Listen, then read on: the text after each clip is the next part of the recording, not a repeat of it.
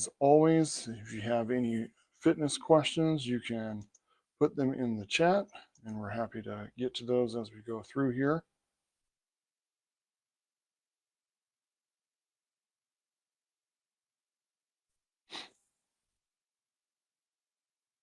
All right, so I want to give everyone a chance before any other questions come in. Wanted to go over, because this is something that's kind of come up fairly often over the past couple weeks in conversations outside of the live session. Questions about meal prepping and or meal planning and the difficulties behind that. I think one of the challenges is when people think about meal prepping and planning, they envision having to do committing all day Saturday or all day Sunday to chopping vegetables, making fruit ready, preparing a bunch of different meals. So it kind of turns people off from the concept and the idea of prepping meals for the nights when you know you're not going to have the time to actually make a whole meal in that moment. What I prefer to try and coach around is looking at days that you do have the time to fix a meal. If you're already going to the effort of fixing the meal, make a more at that time that can be used for lunches, that can be used for another dinner later in the week. If you're already going to put the time into making something, making a little bit more of it is a lot less time consuming than trying to do a whole nother meal on a different day to prep for it instead. One of the things that I like to do on the weekends, if I'm going to grill anything, whether it be chicken breasts, hamburgers, occasionally some steaks, I'll make sure the whole grill's used up with other proteins. That way we have ready to go proteins for the week um, available for those nights when we know, soccer practices or both of us are working late, that, fixing a full meal just isn't feasible. Um, so that goes a long way with it. Other things to look at to try and help make it a little more convenient and easily accessible. A lot of times when we look at produce, people get put off on having to prep and wash, you know, the amount of produce needed for a week's worth of meal prep, whether it be vegetables, fruits, anything of that nature.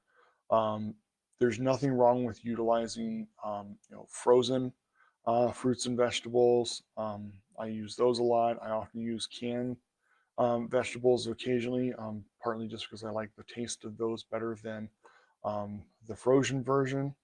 Um, and playing around with it, finding out what foods work best for you.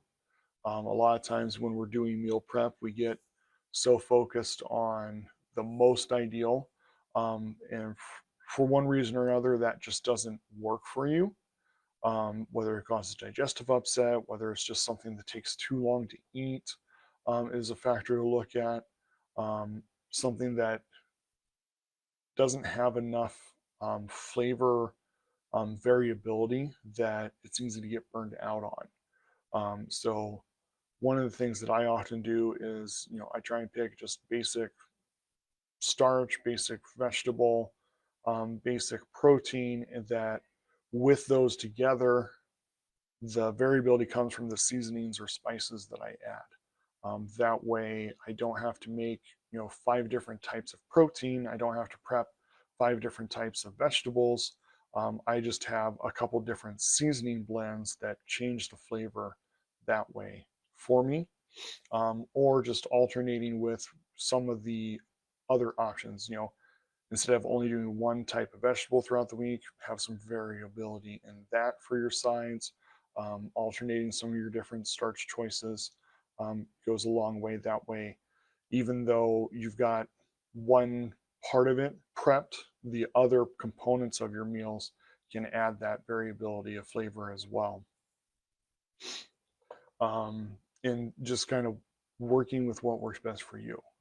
Like I said, um, other aspects of meal prep, slow cookers, crock pots, things like that, that you can just put a bunch of ingredients in the morning and just let it cook throughout the day so it's ready when the family gets home, are often good go-tos. And again, even with stuff like that, utilizing frozen vegetables rather than a bunch of stuff that you have to prep for that crock pot goes a long way in making it a little bit easier to implement. One of the bigger things I would say is if you're going to be fixing a meal, make a little bit more. Whether you freeze it for next week or if you keep it because 2 days from now, no one's going to be home until 7 and we don't want to have to wait another 40 plus minutes to have a meal ready for it and fix the meal leftovers for that day, rather than only fixing enough for the meal that you're currently having. Because in my experience, most people, if you've got the time to make a meal, increasing the amount that you're cooking doesn't really add the amount of time that having to fix a whole nother meal at some other point in your week would. So it makes it a little more manageable there. Then you just have to kind of pinpoint. It takes a little bit of planning as far as deciding, okay, I'm going to fix meals on Sunday, Tuesday, Thursday, and I'm going to make sure that there's leftovers from that for Monday, Wednesday, and Saturday, for example. And then Friday night is our night out for the household, whatever it may be. So working with that goes a long way. And don't be afraid to experiment. Just because the first couple times don't work out doesn't mean that it's a failed pursuit. It just means you haven't found something that works best for you. And just keep working at it, keep planning around it, finding other things and variables that can work for you. I know for me, it took a little bit of time to figure out an easy lunch to bring, and that didn't cause either digestive issues or just wasn't enough to fill me up for the amount of time I needed it to last me for a shift here at the gym. Other aspects of figuring out breakfasts that are nutritious but not burdensome to make, things of that nature. Just experiment around.